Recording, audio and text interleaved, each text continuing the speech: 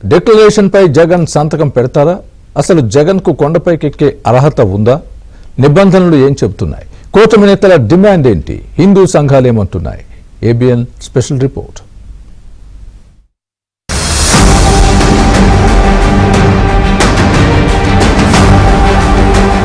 లడ్డు కల్తీ వివాదం ప్రపంచవ్యాప్తంగా దుమారం రేపడంతో తిరుమల రావాలని జగన్ నిర్ణయించుకున్నారు.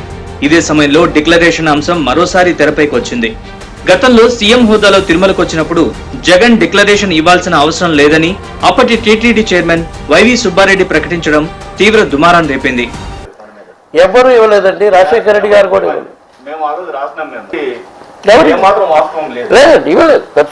ఎవరు ఇవ్వలేదు. ఆయన మాజీ ముఖ్యమంత్రి ప్రతిపక్ష నాయకుడు చేసిన అభియోగాలన్నీ లోగడే మేము అసలు ఎన్ని దుష్ప్రచారంలో భాగంగా వాడుకుంటున్నారని లోగడే చెప్పడం జరిగింది. అన్ని మత ప్రచారం విషయంలో కానివ్వండి, వీటిల్లో కానివ్వండి, సిగ్నేచర్ విషయంలో కానీ ఎట్లాంటి అవసరం లేదు, సిగ్నేచర్ వేయాల్సిన అవసరం లేదని మేము ఇదివరకే చెప్తున్నాం, మళ్ళీ ఇప్పుడు కూడా చెప్తున్నాం. మీకు నమ్మకం ఉంటే చాలు. ఎంతోమంది భక్తులు కూడా వేరే మతానికి సంబంధించిన భక్తులు నమ్మకం ఉండేవాళ్ళు మన హిందూ దేవుళ్ళ మీద దేవతల మీద నమ్మకం వాళ్ళు గుళ్ళోకి వచ్చి మొక్కులు పోతారు. వాళ్ళందరినీ మనం ఐడెంటిఫై చేసి అడుగుతున్నామా? హిందూ సంఘాల అభ్యంతరాన్ని పట్టించుకోకుండా డిక్లరేషన్ ఇవ్వకుండానే 5 ఏళ్లు జగన్ తిరుమల శ్రీవారిని దర్శించుకున్నారు. అయితే ఇప్పుడు జగన్ అధికారం కోల్పోయారు. పైగా తిరుమల లడ్డు కల్తీ వివాదం జగన్ ని వెంటాడుతోంది.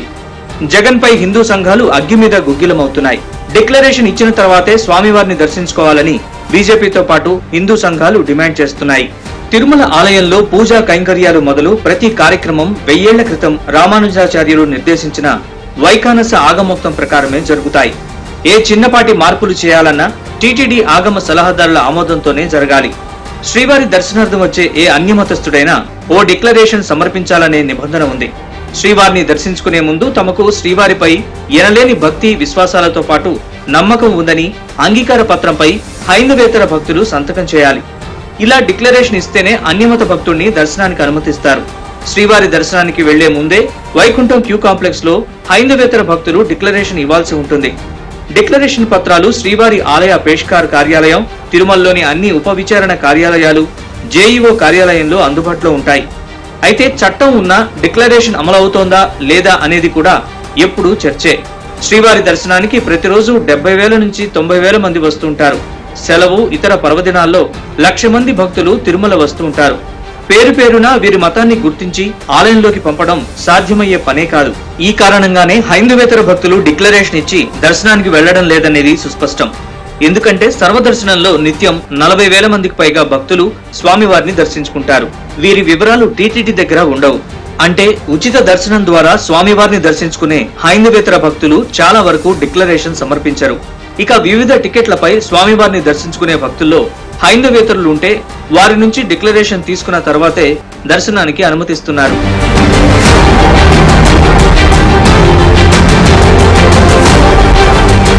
గతంలో కొందరు ప్రముఖులు శ్రీవారి దర్శనానికి వచ్చిన సమయంలో డిక్లరేషన్ అంశం తెరపైకి వచ్చింది.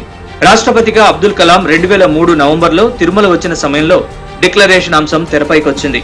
దీంతో డిక్లరేషన్ పై సంతకం చేసిన తర్వాత శ్రీవారిని కలాం దర్శించుకున్నారు.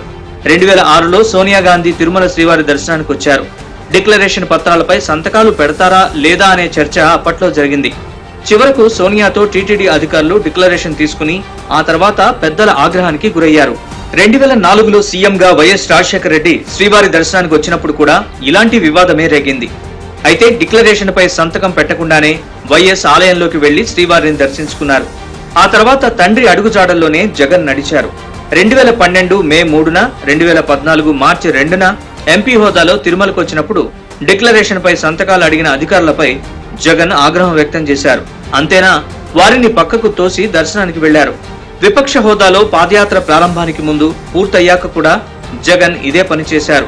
2019 ఎన్నికల్లో విజయం సాధించి సీఎంగా బాధ్యతలు చేపట్టిన తర్వాత కూడా తిరుమల వచ్చినప్పుడు నిబంధనల్ని జగన్ పట్టించుకోలేదు, డిక్లరేషన్ సమర్పించలేదు. అంతేనా, 5 ఏళ్లు ముఖ్యమంత్రి హోదాలో తిరుమల వచ్చిన ప్రతిసారి జగన్ ఏనాడు డిక్లరేషన్ సమర్పించలేదు. భక్తులు, వివిధ పార్టీలు, హిందూ సంఘాలు ఇది తప్పు అని చెప్పినా జగన్ మారలేదు. డిక్లరేషన్ గురించి చట్టంలో స్పష్టంగా పేర్కొన్నా అమలు చేయడంలో మాత్రం టీటీడీ వైఫల్యం చెందింది.